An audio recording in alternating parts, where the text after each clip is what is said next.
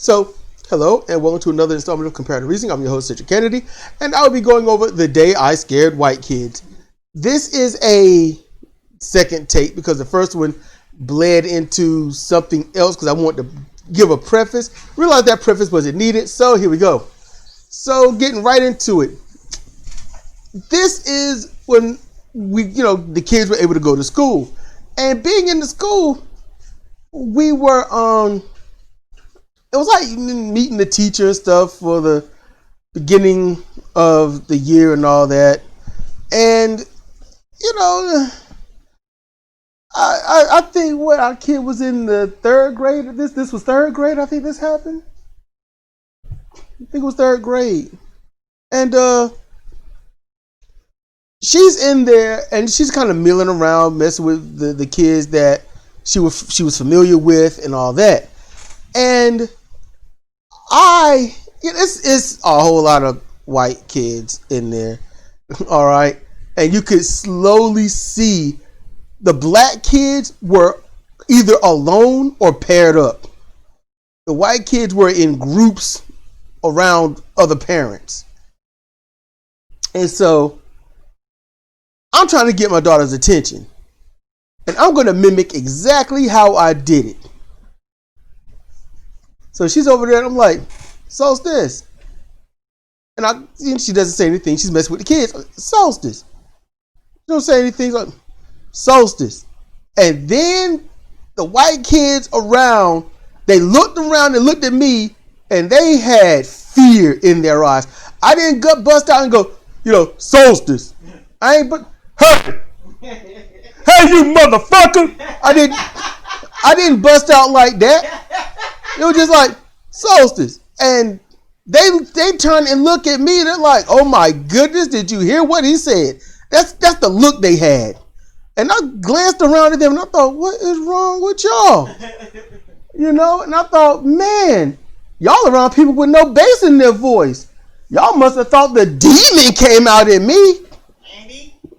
Andy, get over here. You're going to time out, Andy. Here you go in the background. Look, so they were scared. And the parents, they looked not scared, but like, what are y'all worried about? And they glanced at me with this weird look of confusion, like, I don't even know what he did. You could just see it. The kids was like, man, I got to get around. They broke off and went to their individual parents when I did that. But the parents was looking at me kind of like, I don't get it. And one of the parents almost looked at me as, it was just one parent, this dude. And he looked at me almost like, I should be whooping your ass, but I shouldn't, but I can't do it in front of the kids. And when I saw that look, I had this subtle smirk because I was thinking, don't make me embarrass you in front of your kid. He looked fit. He looked, like he could scrap. Me, I looked like the best thing I could do is just roll down the street. Ergo, his arrogance. Ergo, his confidence. Ergo, his hubris. And quite honestly, he wouldn't have been good going home. He would have went home with two bad legs. It would have been a terrible day for him. And his kid was, his kid was a boy and was hiding behind his leg, peeping, looking at me.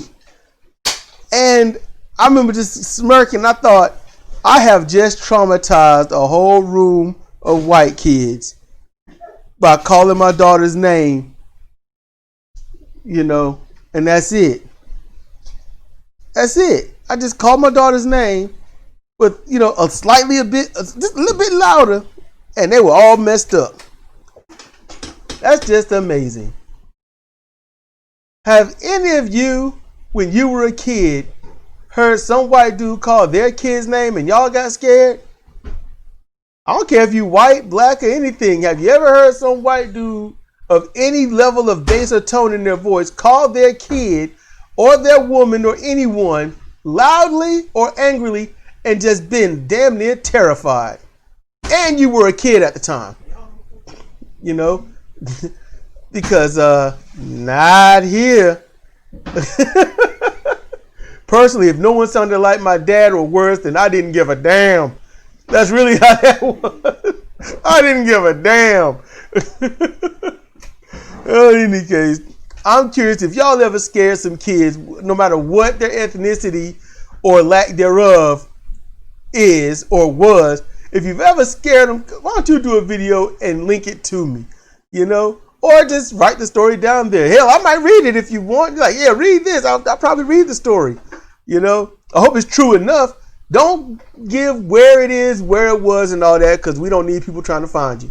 All right? Just tell the story, you know?